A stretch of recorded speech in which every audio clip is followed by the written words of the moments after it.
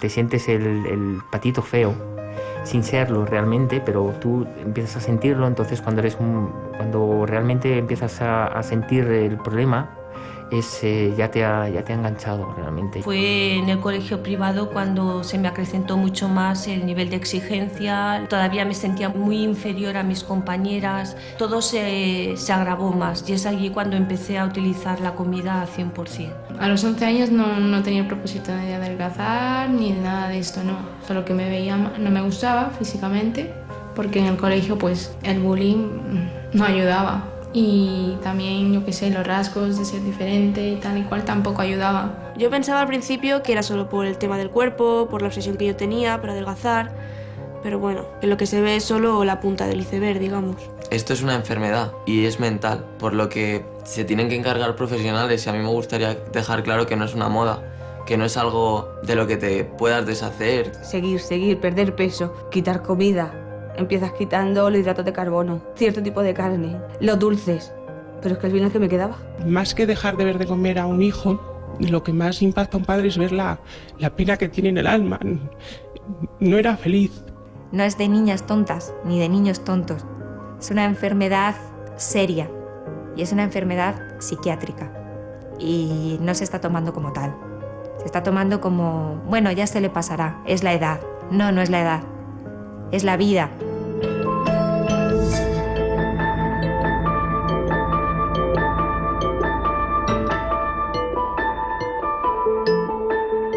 Soy Alejandro López, tengo 37 años, soy triatleta y nadador de ultrafondo y hace cerca de 20 años que sufro bulimia nerviosa.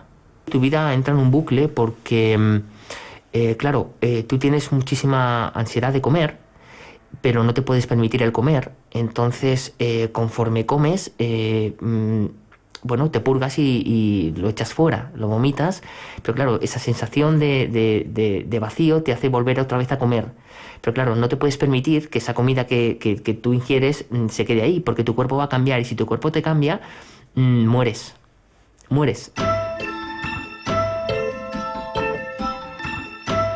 Yo pertenezco al club de natación RC7, que somos nadadores de aguas abiertas, y bueno, solemos entrenar tanto en piscina como en mar. En mar solemos ir prácticamente todos los fines de semana cuando el mar nos lo permite. Es una natación diferente porque es una natación en aguas abiertas, donde disfrutamos del deporte que más nos gusta, en el medio que más nos gusta también. Cuando empiezas a destacar en el deporte, empiezas a ser una persona que es admirada por los demás, entonces ves que eso es como la gallina de los huevos de oro. Dices, bueno, si yo cambio físicamente, yo cambio mi dieta, yo cambio mi cuerpo, la gente le va a gustar y me va a aceptar sí o sí, porque yo no voy a necesitar hacer nada para que la gente me acepte y me quiera. Y empiezas a restringir todo tipo de alimentos que contienen un alto poder calórico y grasas y vamos, destierras prácticamente el 80% de los alimentos.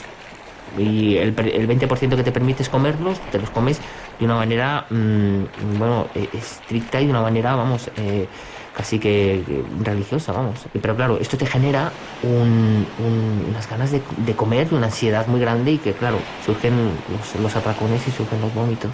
Y vuelves otra vez a lo mismo, vuelves a vomitar y vuelves a comer y vuelves a vomitar, y así hasta 9 y 10 veces al día.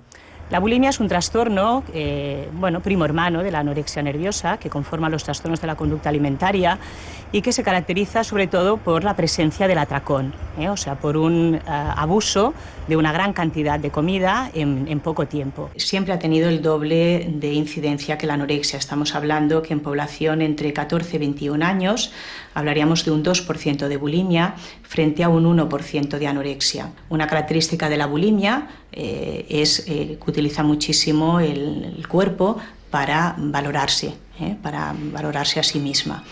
Y los atracones se acompañan de un gran sentimiento de culpa. El deporte lo utilizas a nivel emocional, sobre todo, y a nivel de control del cuerpo, y a nivel de relacionarme y de seguir teniendo un estatus alto a nivel deportivo.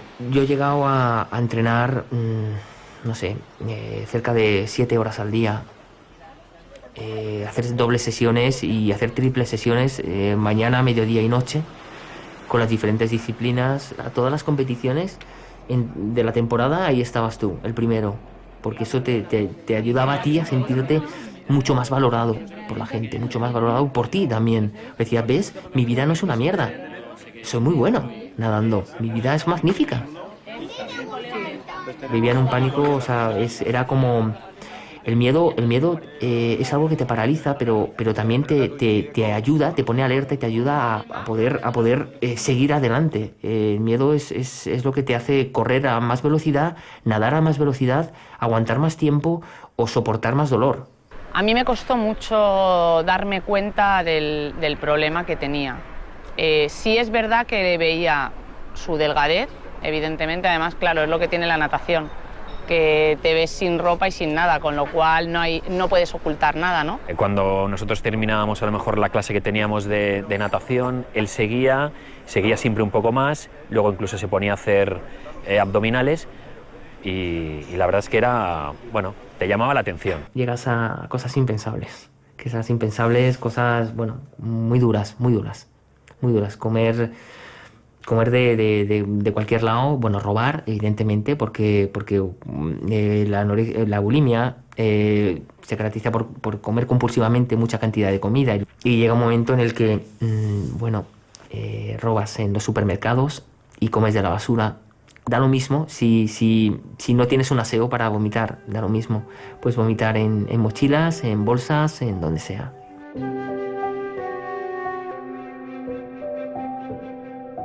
Todos estos excesos que haces de comer, de vomitar, compulsivamente y muchas veces al día, trae unas consecuencias físicas graves. Las que me han llegado ya es un deterioro muy fuerte de la dentadura, problemas en las articulaciones, en los huesos, en las uñas de los pies, en el pelo, caída de pelo. Tengo algunos problemas en la piel y tengo también problemas en el esófago. Tengo el esófago quemado. Tiras por ahí, pero llega un momento que no te sirve, ¿no? Porque la sociedad te exige otra cosa y tú no puedes ir a un trabajo y decirle, sí, pues mira, yo soy químico y tal, pero es que tengo unas abdominales fantásticas y además hago el 100 en 59 segundos. Vale, ¿y químico eres? Sí. Hay pacientes que llevan muchísimos años con este trastorno y que han aprendido a vivir con él, ¿no? Entonces, una vez son conscientes de su dificultad, son conscientes de su enfermedad, tienen que empezar a hacer cambios y tienen que empezar otra vez a vivir, pero sin esa enfermedad que muchas veces se ha entrelazado en su identidad. Y eso a las personas nos es muy terrorífico, quedarnos sin identidad. Pues Alex empezó con el problema alrededor de los 15, cuando él tenía 15 años. Yo soy la hermana mayor, yo tenía 16 años y mi hermano pequeño tenía 11. El alcance para la familia de una enfermedad como esta yo creo que es devastador. O sea, deja unas secuelas a cada miembro de una manera u otra. Pasamos todos por anorexia, pasamos todos por una bulimia. En el caso de Alex fue complicada con bulimia y con hurto y con muchas otras cosas, violencia. He intentado salir de esto al menos 4 veces, pero bueno, he estado internado en unidades psiquiátricas en donde, te cuidan a nivel nutricional y a nivel corporal. Cuando llegas a una cierta peso que hay en tablas, pues piensan que estás curado o si no curado, por lo menos que no te pueden mantener ahí dentro, ¿no? Era un monstruo. Yo, por ejemplo, le tenía muchísimo miedo, porque claro, su comportamiento en casa era un comportamiento violento, estaba siempre enfadado consigo mismo, con mis padres, pegaba, rompía muebles cuando le daban los ataques de ansiedad. Entonces, los peores momentos eran casi todos. La forma de pedir ayuda en estos casos fue, en primera crisis, fue intentar suicidarme, que fue, sin duda una pedida de ayuda cuando, tendría, pues, cerca de 24 o 25 años a lo mejor. Yo ahora que soy madre lo entiendo, o sea, una madre como vive ese terror de que un hijo se te pueda suicidar. Mi madre vivía sumida en la enfermedad igual que él. Al final yo no sé quién estaba más enferma, si él o ella. Es como si hubiera sentado en coma, en un coma profundo cuando tienes 14, 15, 16 años y no te despiertas hasta que tienes 37. Pierdes amigos, pierdes trabajo, pierdes salud y a mí, desgraciadamente, me ha quitado a mis padres también, porque no los he vivido como tenía que haberlos vivido, no he disfrutado de ellos y desgraciadamente se los han llevado. O sea, el cáncer se los ha llevado y no he podido disfrutarlos.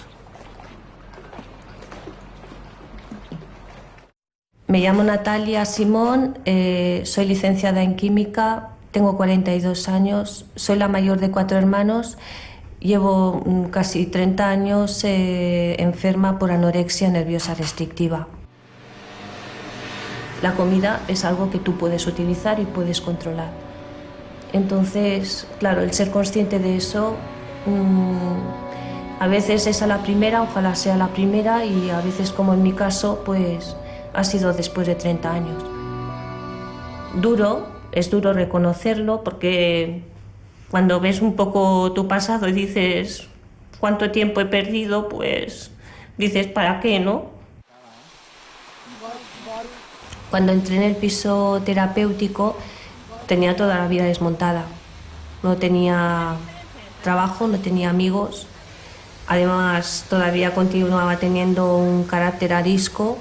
Y se me ocurrió buscar por internet grupos de montaña. A través de ellos he empezado a socializarme mucho más y a conocer a otras personas en un medio que no es mi entorno habitual, ¿no? En mi caso, yo he pasado las diferentes etapas de la vida metida en un hospital, entonces no he podido vivir la misma vida que han vivido ellos. Si miro atrás y miro mis inicios, yo recuerdo que una de mis compañeras con la que me llevaba muy bien hacía gimnasia rítmica, tenía un físico que yo admiraba mucho y me cogía ahí. Y entonces es cuando relacioné comida, porque me veían que a veces comía y no me engordaba, y eso fue calando en mí y ahí es donde desembocó todo. Realmente cuando la sociedad nos ve, únicamente ve un cuerpo y la comida, ¿no?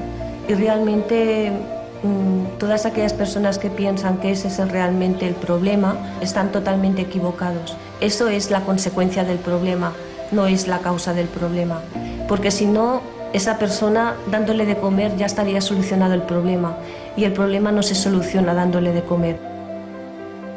La anorexia es un trastorno mental caracterizado por un miedo intenso a ganar peso e incluso a convertirse en obeso. Para ello, la paciente restringe alimentos, puede llegar al ayuno. El hecho de ir exigiéndote cada vez pesar menos, pues no porque quieras pesar, no porque quieras ser la persona más delgada, sino porque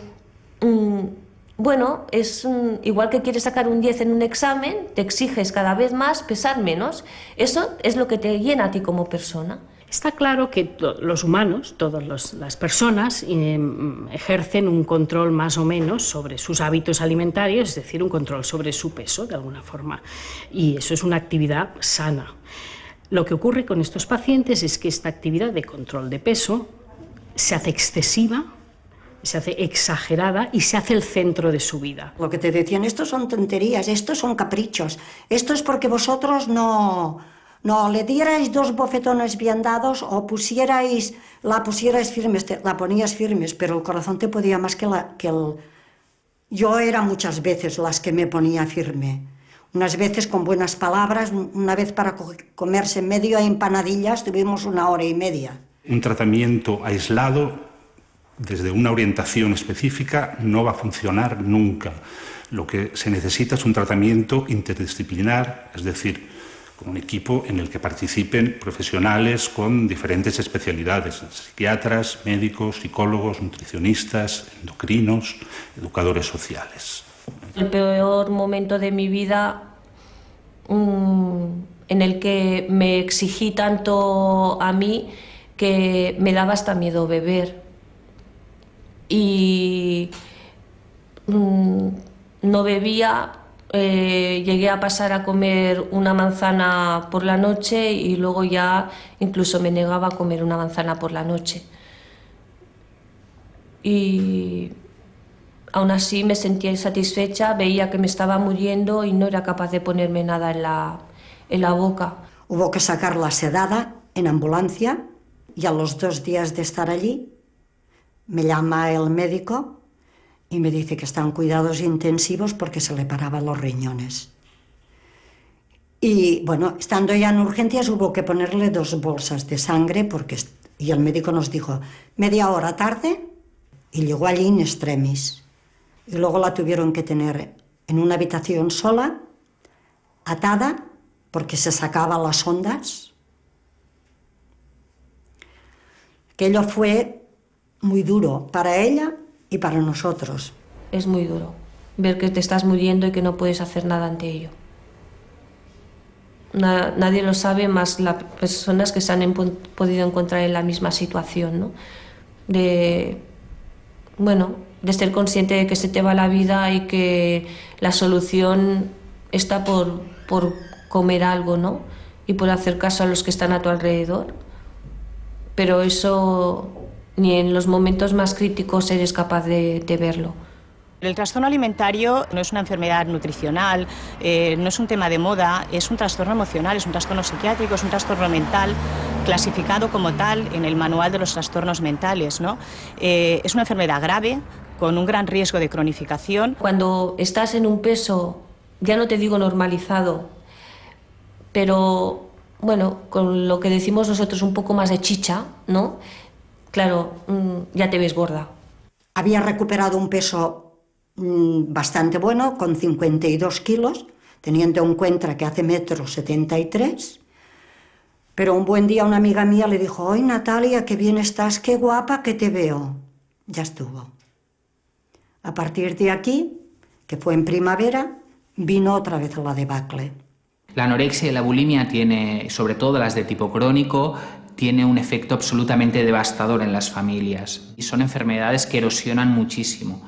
Muchas veces la familia ha perdido la esperanza, sobre todo la esperanza en los tratamientos, y muchas veces son incapaces de aceptar que aquella paciente va a tener una enfermedad crónica. Mi hermana como provocaba a mi padre todos los días, y claro, mi padre no entendía nada de todo esto, mis padres no lo entendían, nadie lo entendíamos, porque era una cosa que no se había escuchado aún cuando mi hermana empezó. Y entonces, pues, a mí lo que me dolía era cómo trataba a mis padres. Se resintió el padre, porque el padre tampoco lo entendía, cogió una depresión muy fuerte, tuvo que dejar su trabajo.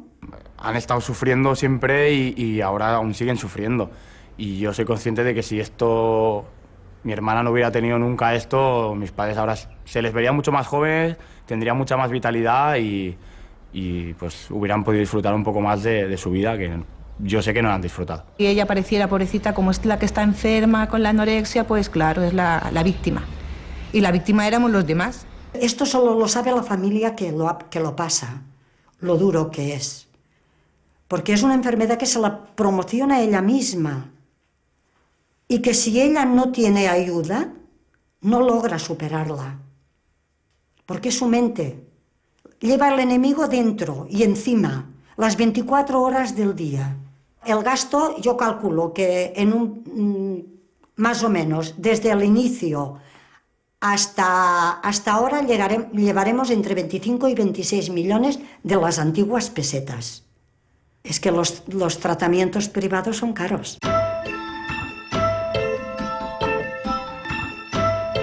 Me llamo Lali, tengo 29 años, estoy embarazada de 6 meses y estoy en recuperación por una anorexia nerviosa.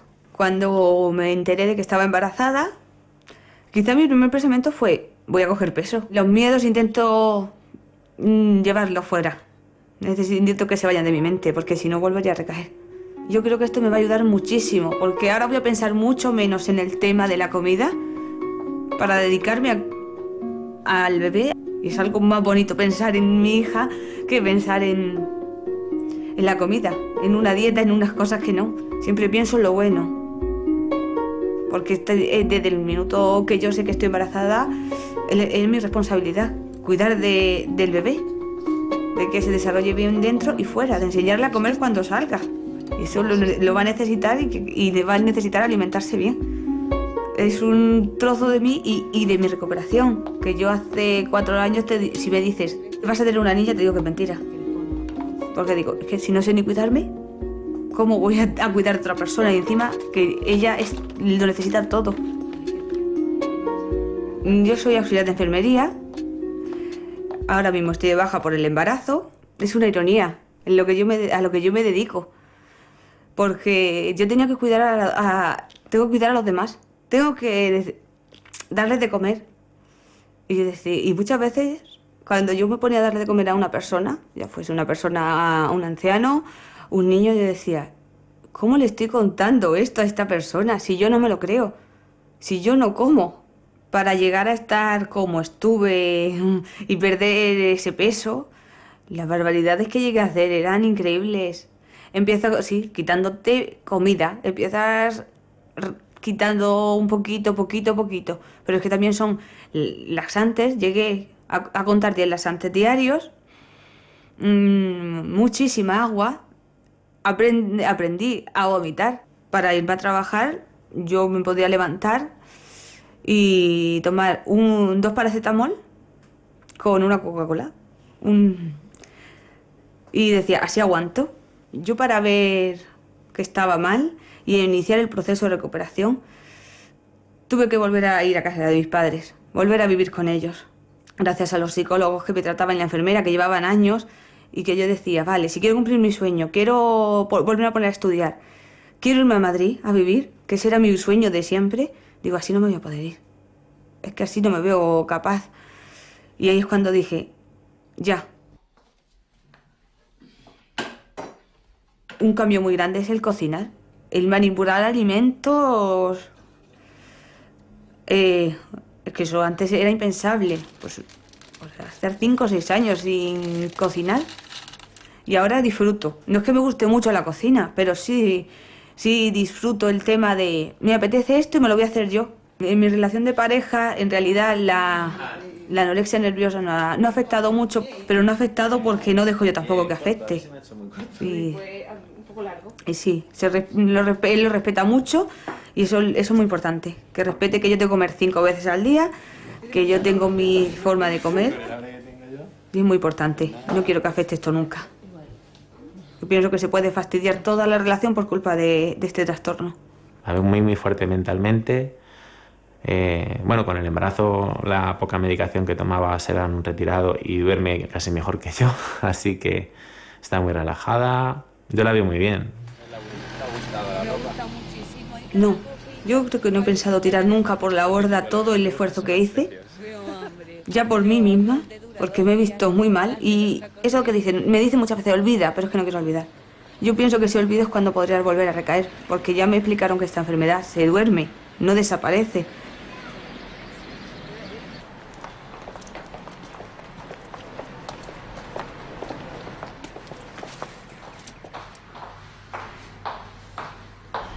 Bueno, Lali, cuéntame. Pues nada, estoy un poco desolada por el tema de que he estado en la ginecóloga y en la matrona y me han dicho que he cogido una barbaridad de kilos. Me he pasado mucho tiempo llorando. ¿Pero tú no les habías advertido que no te informaran sobre el peso? Sí, ya se lo advertí, pero ellas dicen que es necesario, que se hace con todas y que conmigo también. Entonces te voy a dar una nota contando exactamente por qué yo pienso que no te tienen que decir el peso, que es el tema de la obsesividad con el cuerpo, con la comida y con acercarte al riesgo de hacer síntomas, ahora que estás bien, que estás comiendo bien. ¿De acuerdo? De acuerdo, a ver si funciona. Este tipo de seguimientos son necesarios porque en el mundo occidental el 1% de los embarazos cursan con trastorno de alimentación. Y en general hay que diagnosticar el trastorno con mucho cuidado porque quizá más tengan que ser tratadas como embarazos de riesgo.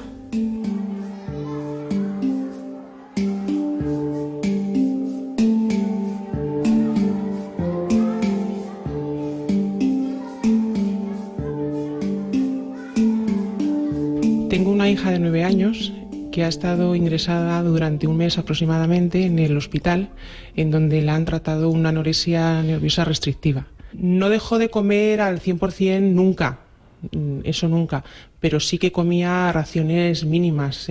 Puede ser una cucharada de puré y 3 trocitos de carne. Se negaba incluso a ingerir líquidos, el agua tampoco la bebía. Puede ser aproximadamente que perdiera 10 kilos fácilmente. Ella es una niña que cree en los Reyes Magos, es una niña que incluso estando ingresada en el hospital recibió la visita del ratoncito Pérez, y por otro lado se está enfrentando a una enfermedad que lo normal es que empieza a manifestarse en la adolescencia. Ha habido un cambio en el perfil epidemiológico de los trastornos de alimentación, con un adelanto en la edad de inicio.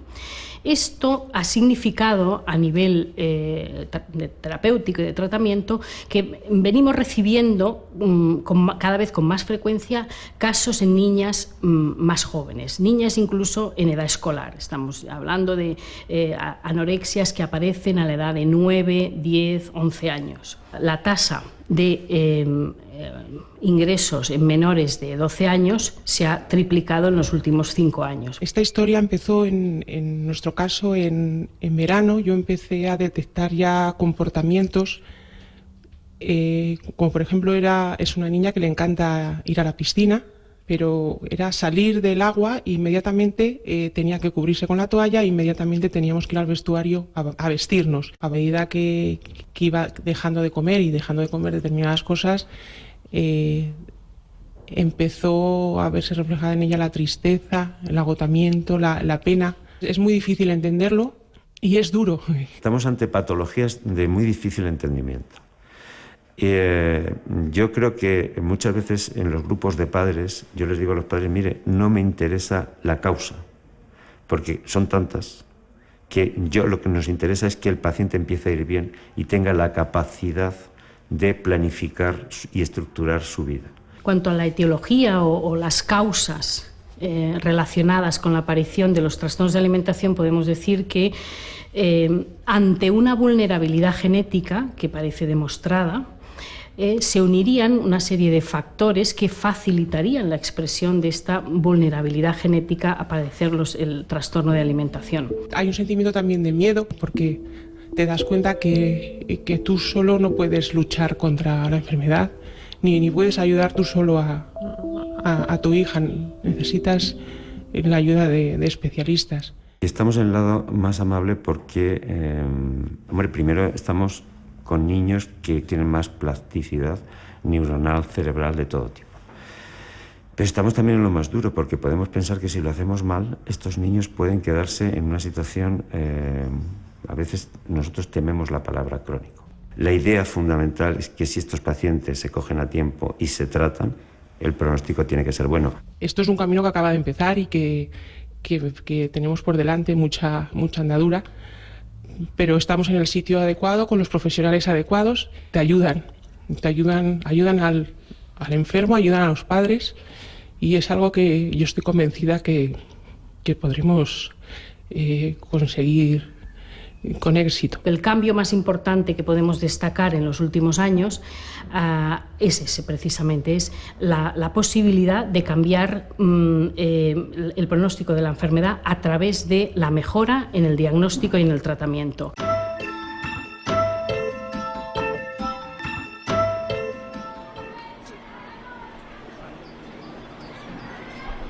Yo salgo 3 veces por semana del colegio para ir al centro.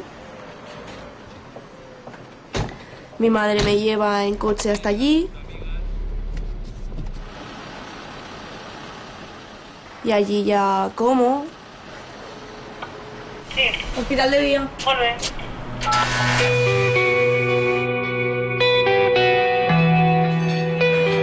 Y después de eso nos vamos a la terapia. También hay días que hacemos deberes, que estudiamos en una hora libre que tenemos de aula. Primero yo pensaba que comiendo sano y restringiendo, pues yo qué sé, comidas con bollerías y tal, o chucherías, pues que no sería nada malo, que no estaba haciendo nada del otro mundo. Pero después ya fue comer un poco menos, después ya pasé a restringir algunas ingestas y después ya llegué al punto de obsesionarme tanto que lo poco que comía al día pues acababa vomitándolo. Yo soy Marta, tengo 14 años, estoy en tercero de la ESO y estoy en un tratamiento por anorexia purgativa. Pues realmente en este año de enfermedad he perdido, bueno, un año de vida también, porque tener una anorexia no es vivir. O sea, no vives como una adolescente, como tendría que haber vivido yo. Si eres infeliz lo vas a ser igual. Y eso es el concepto que yo tenía que aprender y que me pensaba que con el peso se arreglaría todo, que era, no sé, un comodín como para ser feliz. Yo consulté páginas web más que nada porque hay algunas páginas muy específicas que realmente te dan muy malos consejos. Hay algunas que, yo qué sé, te explican cómo vomitar, te explican la postura a la que te tienes que poner, todo, o te explican por qué tienes que estar en una anorexia, que la delgadez es lo ideal para esta sociedad. A mí estas páginas me influenciaron bastante porque te explican cómo esconderte de tus padres, te explican consejos para que tus padres no te pillen. Prácticamente el 25% de los adolescentes habían visitado algún tipo de página o blog que hacía alusión a información de este tipo de trastornos alimentarios. Buscando en concreto páginas que directamente hagan proliferación o que hagan apología de la enfermedad como una forma de vida, un estilo de vida, y en ningún momento expliquen que se trata de una enfermedad, encontramos en pocos segundos, en 20 segundos, encontramos 6 millones de entradas. El problema que tenemos a la hora de actuar es que al existir un vacío legal en el cual todas estas páginas que hacen apología tanto de la anorexia como la bulimia no está recogido ningún texto legal, nuestra capacidad de intervenir y actuar es escasa o nula. Necesitamos que en algún texto venga recogido que estas conductas son perseguibles. Yo pedí ayuda a mis padres cuando la situación vi que se me escapaba de las manos, cuando fui consciente de que lo que estaba haciendo no era lo que haría una persona normal para bajar de peso. Nosotros notábamos que el carácter estaba cambiando. Ella era más reservada, la veíamos más triste, pero bueno, le vas echando culpa a la adolescencia, a que van cambiando el carácter por la adolescencia, ¿no? No detectamos ningún síntoma. No conocíamos la enfermedad y sí veíamos que hacía mucho deporte, excesivo de deporte, que se preocupaba mucho por las notas, que era muy perfeccionista, pero ni llegamos a pensar en que estaba enferma, ¿no? Que tenía anorexia. Ella al principio, yo le preguntaba, ella decía que vomitaba, que ella comía y que se iba al baño y vomitaba. Y yo le decía, ¿pero cuándo? Porque yo no había notado nada, ¿no? Cuando te ocurre, es lo primero que te viene a la cabeza, ¿no? ¿En qué hemos fallado? Nos ha servido el centro de que los viernes hacéis terapias de padres. Allí te explican qué es la anorexia, qué es la bulimia, cómo se produce y te quiten la idea de la cabeza. Pero la primera idea es esa, que he hecho mal y por qué ella sí y otros no. Yo estuve ingresada desde septiembre, creo, hasta enero. Y la verdad, la primera semana que estás allí es bastante dura porque es una semana que no puedes comunicarte con nadie del exterior, no puedes ni recibir cartas, ni llamadas, ni visitas. Pasará a estar 24 horas vigilada porque, claro, allí la primera semana no puedes hacer deporte, tienes que estar siempre sentado, te vigilan a la hora de comer siempre, tienes que ir al lavabo vigilada también, y es algo pues que realmente choca. Y cuando lleva 2 semanas dentro, me dejan ir a verla y me dice, papá, sácame de aquí. Ese fue muy duro. Es cuando le dices que no puede salir, que se ha de quedar allí. Cuando la dejas que la ves bien, dices, bueno, pues te vienes.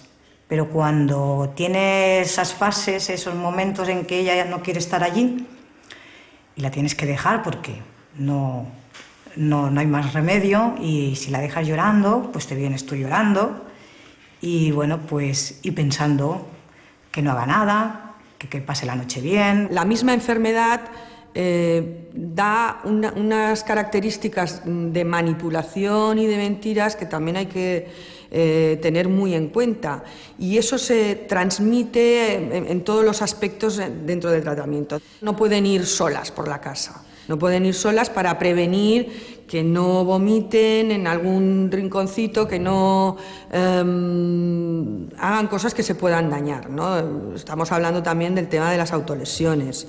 Las autolesiones en esta enfermedad también son habituales y hay que tener mucho ojo con vigilar a las pacientes para que no hagan este tipo de conductas. Yo me hacía daño en los brazos y las piernas porque cuando me autolesionaba toda mi atención se centraba en el dolor físico. Muchas veces lo hacía también como modo de autocastigo, no sé, a veces cuando pensaba que había comido demasiado o algo me hacía daño de forma de autocastigo. La teníamos muy controlada porque siempre estaba acompañada con alguien y dormía con su hermana, pero bueno, siempre había algún momento en que cuando si ella se encontraba mal, pues hacía lo de las lesiones, lo de las autolesiones. Yo creo que a mi familia esta situación les ha provocado mucha tristeza y sobre todo impotencia porque, claro, ellos no pueden hacer nada porque realmente solo te pueden ayudar profesionales. Es que es la mejor del mundo para nosotros. Los efectos de la enfermedad en la familia, yo creo que depende de la misma familia, ¿eh? Creo que si la familia está estructurada y está unida, acaba uniéndoles más. En nuestro caso, ha habido unidad, nos hemos apoyado todos, los hijos mayores igual, y yo creo que hemos salido reforzados.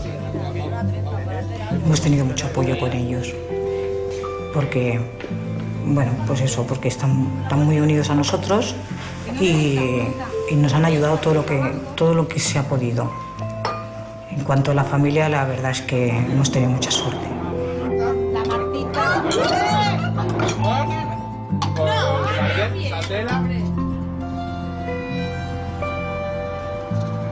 Se podría decir que en esto siempre hay dos vías, que son la de la restricción de comida y sobre todo en mi caso la de quemar sobradamente esa cantidad de comida con deporte compulsivo a todas horas. Estoy hablando de deporte compulsivo como que no podía estar sentado, como hace una persona normal.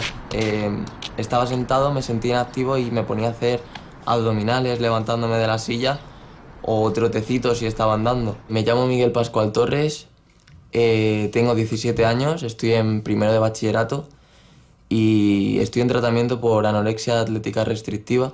Yo había estado delgado y la gente me decía que tenía abdominales, pero me obsesionaba, me obsesioné y quería más y más y más y realmente no existe un objetivo. Simplemente lo que hacía era por miedo a perderlo. Mi vida se basaba en contar cada caloría que ingería y quemarlas con deporte compulsivo a todas horas. Es mucho más frecuente en mujeres que en varones. Las proporciones aproximadamente estarían 9 mujeres frente a un hombre. En términos generales, podríamos decir que en la edad adolescente estarían afectados de un trastorno de alimentación, específicamente de anorexia nerviosa o síndromes clínicos cuasi completos, 1 de cada 200 adolescentes. Es una cifra importante. Me encerraba en el baño y me ponía a hacer flexiones, abdominales, gimnasia sueca.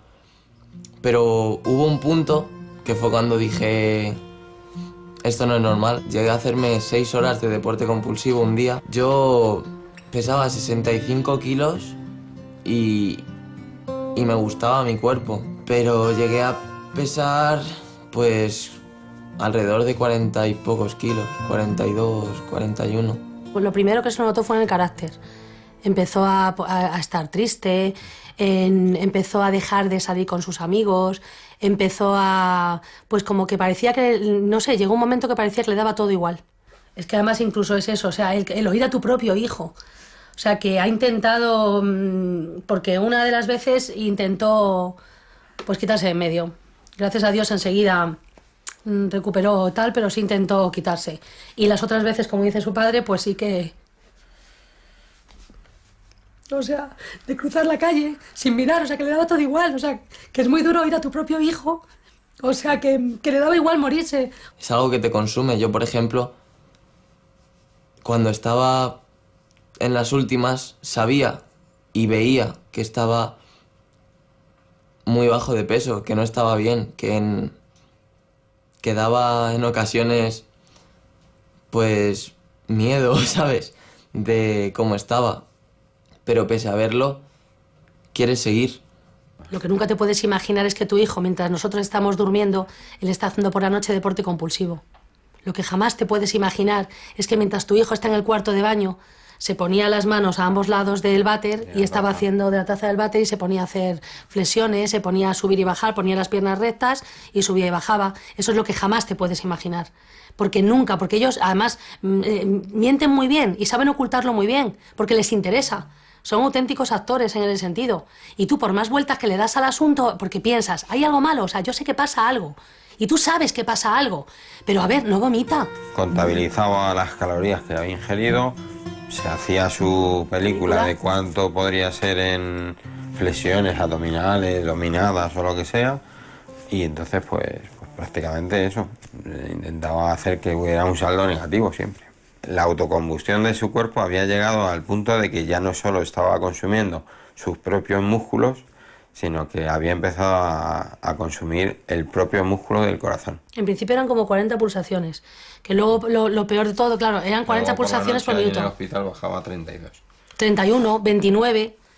Yo estuve ingresado 56 días y mucha gente, yo no sé cómo se lo tomará, pero para mí, yo lo considero uno de las temporadas más felices de mi vida. Por descubrir la vida, por descubrir que no tenía que hacer todo ese castigo que me hacía, que no me tenía que hacer todo ese daño que me hacía. Tenía que estar acostado, boca arriba, no podía cruzar los pies, no podía cruzar las manos, era acostado boca arriba. Puedes hacer fuerza y cosas claro, así, era y seguir haciendo ejercicio. Exactamente. El ingreso hospitalario en general, el objetivo principal va a ser restaurar el estado nutricional, el estado físico y iniciar el tratamiento de todos los aspectos psicopatológicos, es decir, del miedo a engordar, del trastorno de imagen corporal, el estado de ánimo, etcétera, ¿no? Es que nosotros nos llegaron a decir que si hubiéramos, o sea, que a lo mejor unos días más, unas semanas más, hubiera sido nefasto, hubiera podido morir, el corazón estaba ya mal. Haberse producido un fallo cardíaco. Exactamente. Desde que Miguel salió del hospital, tiene unas pautas de alimentación muy estrictas, tiene una dieta muy exhaustiva, pues que tiene un menú, él come 5 veces al día. Y el menú está totalmente pautado, hasta el agua está pautado. O sea, realmente él puede beber un vaso de agua cada X tiempo en cada comida, pero no puede beber ahora 3 vasos porque me muero de sed. Lo primero que tuvimos que comprar cuando salimos del hospital fue una báscula, porque todo ha pesado gramo a gramo. Hay mamás y hay papás que han tenido que dejar sus trabajos porque no pueden asistir a las terapias, porque no les da tiempo a cocinar, porque son cosas que... Esto requiere mucha...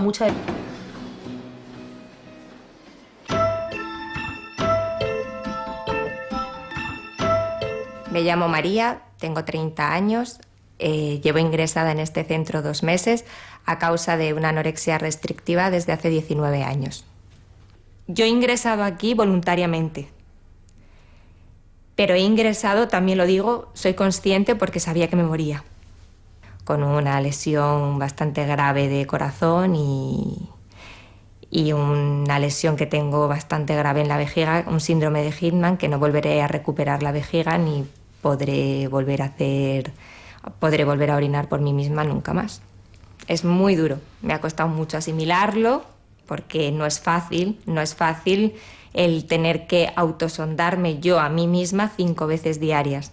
En trastornos de conducta alimentaria el porcentaje de mortalidad está en torno al 8-10% en general. Sí que es cierto que hay más mortalidad asociada en anorexia que en bulimia, porque en anorexia, claro, no hablamos solamente de suicidio, hablamos también de complicaciones médicas asociadas a la enfermedad.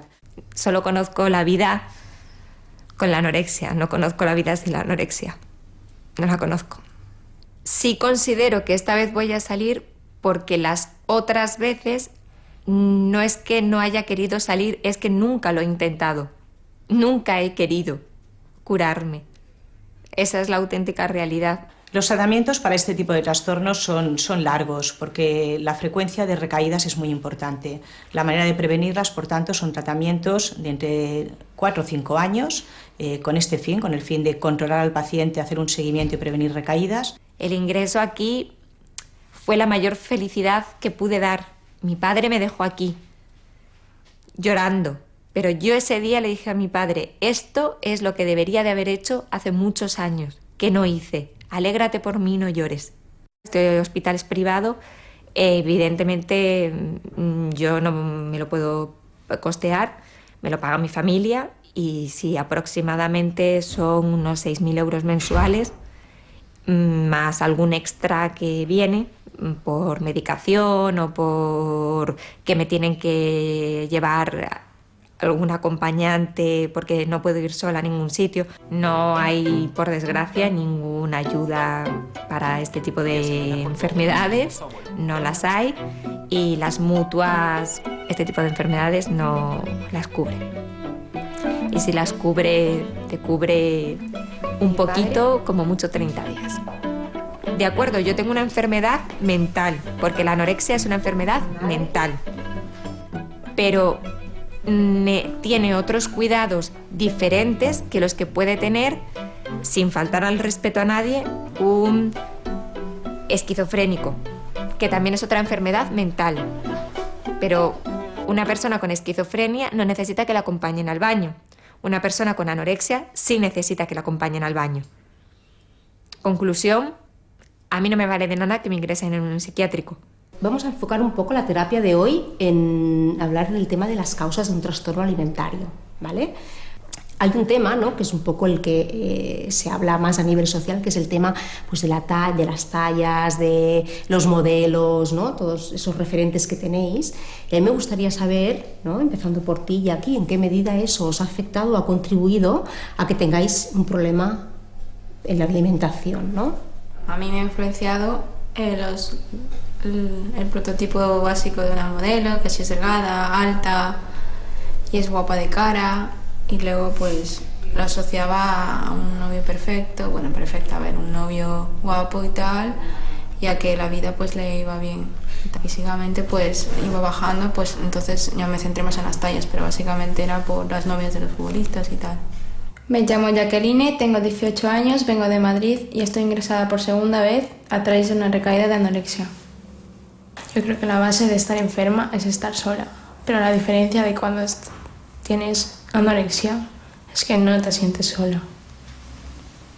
Porque te dedicas a algo, ocupa tu tiempo a algo. Es más fácil pensar, ¿cómo me voy a librar de la cena de me ha insultado o me ha pegado? Una recaída se llega sin darte cuenta del todo. Empieza por pequeñas cosas. Me empiezo pensamientos de esto puede engordar de nuevo, esto me da miedo, esto me cuesta, me pongo muy nerviosa, me veo mal, mira cómo estoy, Dios, la gente que va a pensar. Y luego ya empiezas más, ya empiezas la comida, no quiero comer o no quiero comer porque estoy llena, estoy cansada, me voy a dormir. Y luego ya la recaída, pues en la recaída ya hay hasta una manzana, todo lo que sea, ya dices, no puedo. Llega a tal punto que no puedes ni beber agua. No hace falta suicidarme, ¿sabes? O sea, dejas de comer y ya. Si atendemos solamente a intentos autolíticos, el porcentaje es altísimo. Lo que pasa es que muchísimos intentos, pues evidentemente no son finalistas, no acaban en una muerte, pero sí que hay una gran población de pacientes, un gran porcentaje de intentos fallidos. Es que ese es el problema, que no existe un hasta dónde. No existe, o sea, no existe un tope. Bajas un poco, llega la parte en la que te ves fantástica y toda tu vida es perfecta. Perfecta como una famosa, perfecta como la de los libros, perfecta como tú quieras llamarla. Llega tu vida perfecta. ¿Qué pasa? Que te entra el miedo. Vale, si paro, ¿qué pasa? El principal factor de riesgo para los trastornos de alimentación es la dieta, el hacer dieta. Pero a la vez es un factor de riesgo muy poco específico. Eso significa que muchas de las personas que van a comenzar una dieta la mayoría, la gran mayoría, no van a hacer nunca un trastorno de alimentación, pero sin embargo lo que sí está claro es que todos los que tienen diagnosticado un trastorno de alimentación comenzaron con esta conducta de dieta restrictiva. Es un momento en el que te enfrentas a tu peor enemigo, te ponen un plato y yo qué sé, lo miras y dices, recuerdas cómo te ves, te empiezas a agobiar, dices, no voy a poder, esto no. Y ahora pues a ver, al estar en el tratamiento tengo más apoyo, al tener a mis compañeras, al tener a los psicólogos, a los psiquiatras, a la enfermería. Es como si a mí me sentaran delante de un plato sola en una habitación, es que me volvería, me deprimiría, me pondría a llorar porque estoy sola, enfrentándome yo. Tengo apoyo, tengo gente que me recuerda que hay una vida más allá de eso. O sea, se necesita que alguien te recuerde que tú eres capaz. La economía influye mucho en una recuperación.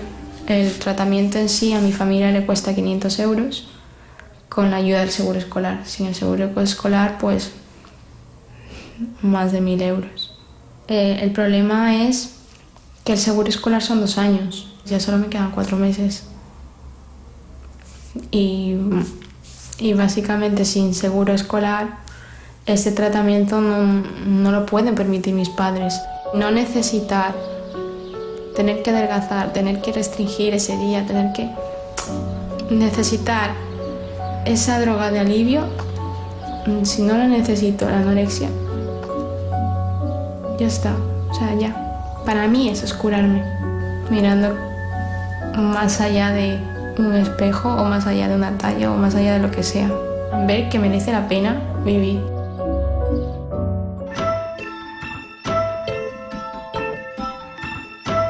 Vale, chicos, vamos a empezar con 4 de 200, ¿sí? Los impares a crawl y los pares a estilo, ¿vale? Con 10 segunditos de descanso.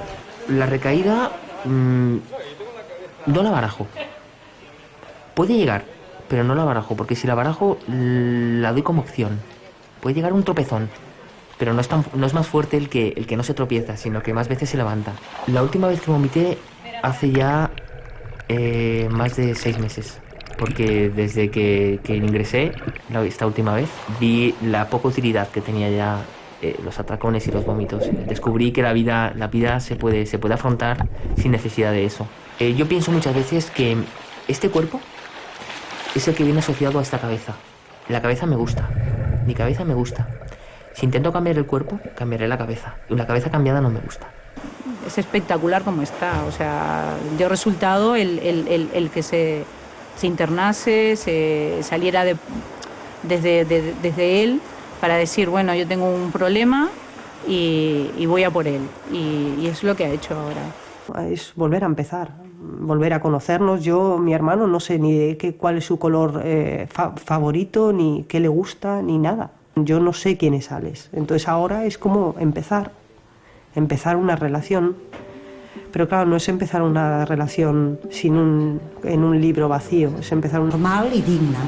Y ahora puedo decir que no tengo la felicidad plena, pero que soy feliz, Y no porque mi vida sea todo maravilloso, pero al menos vivo, y eso para mí ya es importante.